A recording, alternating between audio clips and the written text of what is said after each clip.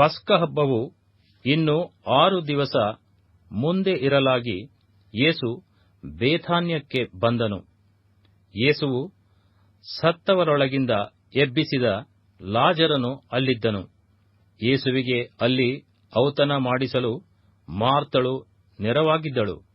ಲಾಜರನು ಆತನ ಸಂಗಡ ಊಟಕ್ಕೆ ಕೂತವರಲ್ಲಿ ಒಬ್ಬನು.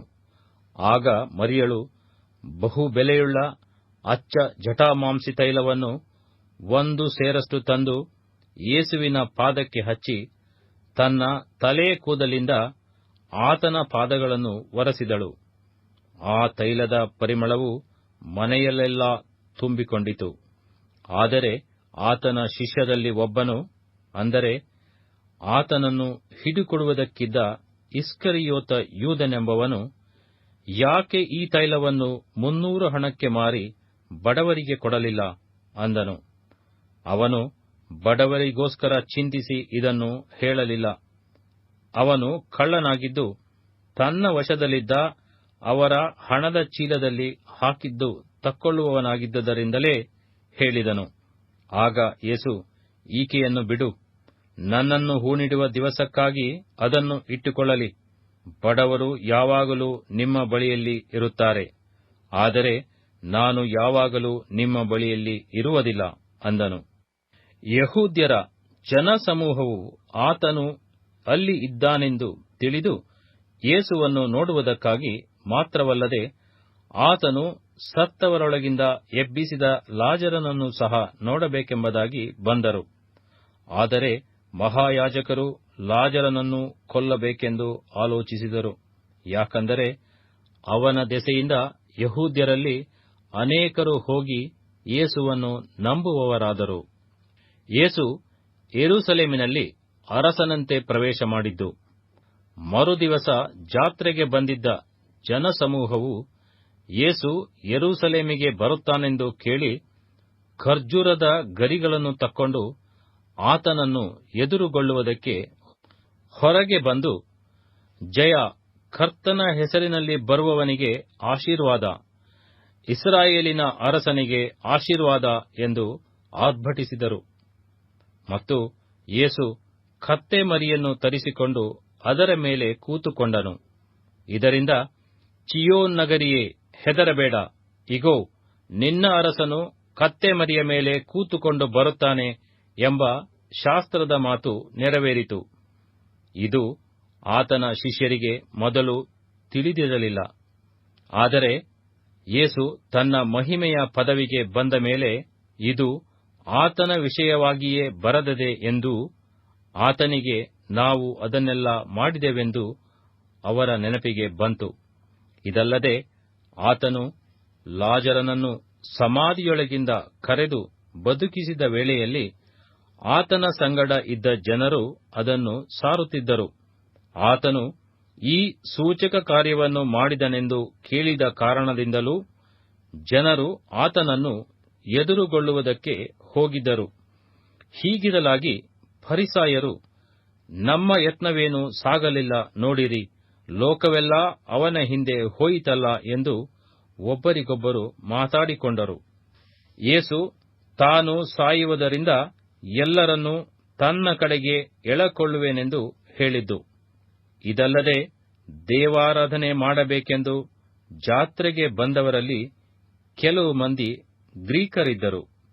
ಇವರು ಗಲಿಲಾಯದಲ್ಲಿರುವ ಬೇತ್ಸಾಯಿದ ಊರಿನ ಫಿಲಿಪ್ಪನ ಬಳಿಗೆ ಬಂದು, ಅಯ್ಯ, ಯೇಸುವನ್ನು ನೋಡಬೇಕೆಂದಿದ್ದೇವೆಂದು ಅವನನ್ನು ಬೇಡಿಕೊಂಡರು.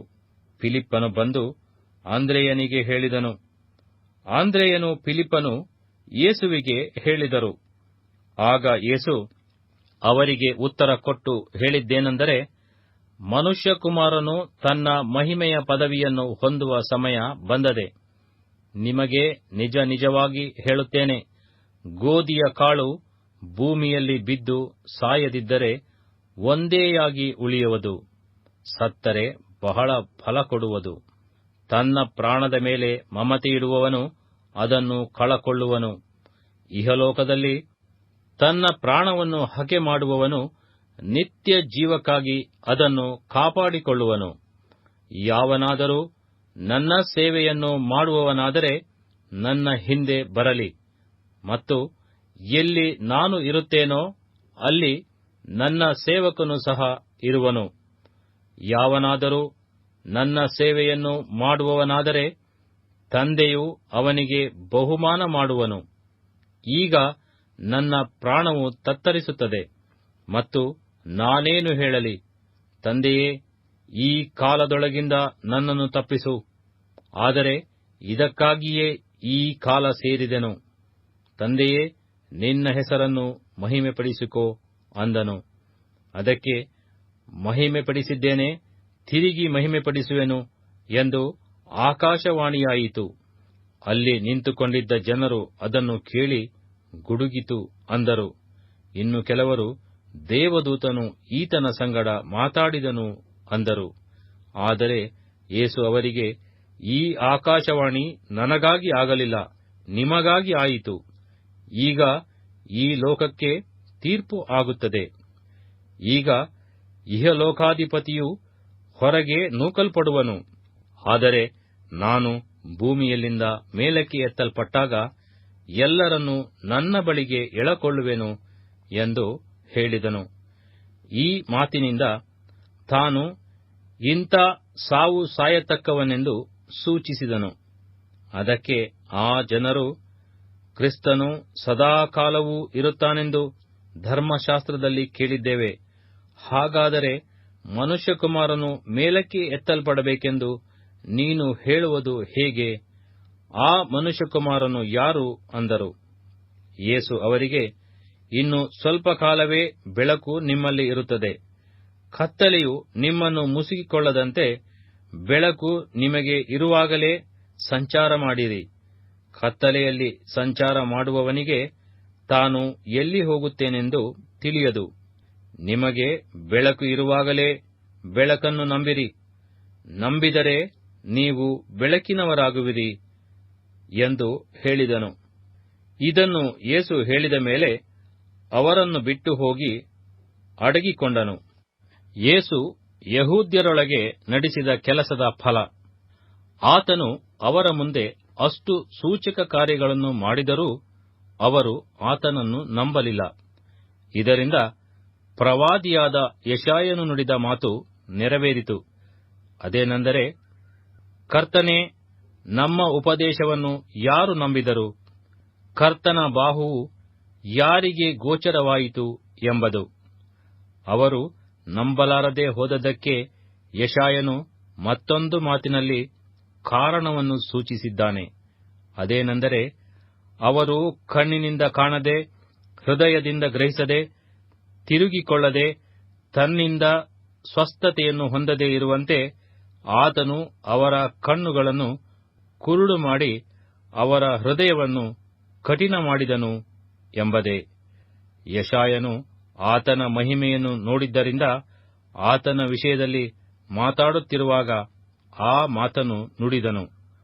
ಆದರೂ ಹಿರೀಸಭೆಯವರಲ್ಲಿಯೂ ಅನೇಕರು ಆತನನ್ನು ನಂಬಿದರು.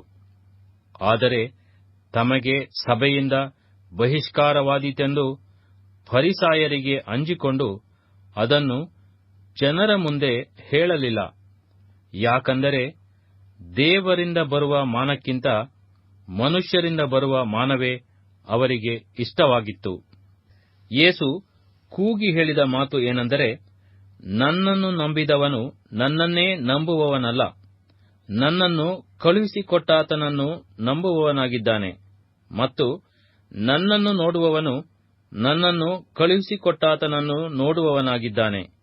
ನನ್ನನ್ನು ನಂಬುವ ಒಬ್ಬನಾದರೂ ಕತ್ತಲಲ್ಲಿ ಇರಬಾರದೆಂದು ನಾನು ಬೆಳಕಾಗಿ ಲೋಕಕ್ಕೆ ಬಂದಿದ್ದೇನೆ. ಯಾವನಾದರೂ ನನ್ನ ಮಾತುಗಳನ್ನು ಕೇಳಿದರೂ ಕೈಕೊಂಡು ನಡೆಯದೆ ಹೋದರೆ ನಾನೇ ಅವನಿಗೆ ತೀರ್ಪು ಮಾಡುವುದಿಲ್ಲ. ಲೋಕಕ್ಕೆ ತೀರ್ಪು ಮಾಡುವುದಕ್ಕಾಗಿ ನಾನು ಬಂದಿಲ್ಲ, ಲೋಕವನ್ನು ರಕ್ಷಿಸುವುದಕ್ಕಾಗಿ ಬಂದಿದ್ದೇನೆ. ನನ್ನನ್ನು ಲಕ್ಷ್ಯ ಮಾಡದೆ, ನನ್ನ ಮಾತುಗಳನ್ನು ಅಂಗೀಕರಿಸದೆ ಇರುವವನಿಗೆ ತೀರ್ಪು ಮಾಡುವಂಥದ್ದು ಒಂದು ಇದೆ. ಅದು ಯಾವುದೆಂದರೆ, ನಾನು ಆಡಿದ ಮಾತು. ಅದೇ ಅವನಿಗೆ ಕಡೇ ದಿನದಲ್ಲಿ ತೀರ್ಪು ಮಾಡುವುದು. ಯಾಕಂದರೆ ನನ್ನಷ್ಟಕ್ಕೆ ನಾನೇ ಮಾತಾಡಿದವನಲ್ಲ, ನನ್ನನ್ನು ಕಳುಹಿಸಿಕೊಟ್ಟ ತಂದೆಯೇ, ನೀನು ಇಂಥಿಂಥದನ್ನು ಹೇಳಬೇಕು, ಹೀಗೆ ಮಾತಾಡಬೇಕು ಎಂಬುದಾಗಿ ನನಗೆ ಆಜ್ಞೆ ಕೊಟ್ಟಿದ್ದಾನೆ. ಆತನ ಆಜ್ಞೆ ನಿತ್ಯ ಜೀವವಾಗಿದೆ ಎಂದು ಬಲ್ಲೆನು. ಆದದರಿಂದ ನಾನು ಮಾತಾಡುವುದನ್ನೆಲ್ಲ ತಂದೆ ನನಗೆ ಹೇಳಿದ ಮೇರೆಗೆ ಮಾತಾಡುತ್ತೇನೆ ಅಂದನು.